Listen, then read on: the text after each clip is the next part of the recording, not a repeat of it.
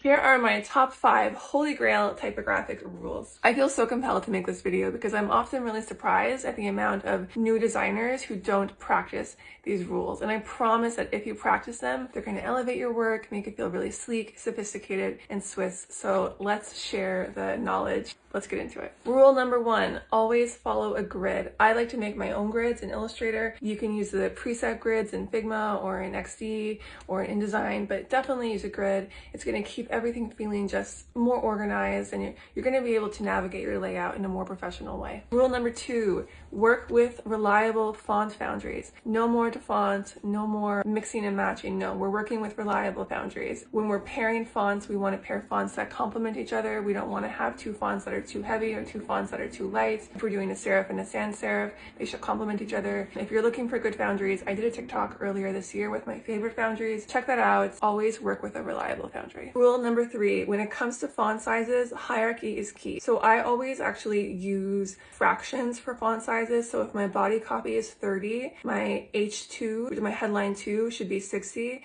and my headline 1 should be like double or triple that, so 180. But I'm always working in clean mathematical formulas. It's not random. We want to be able to pass on clean equations to clients. So keep your font sizes within fractions.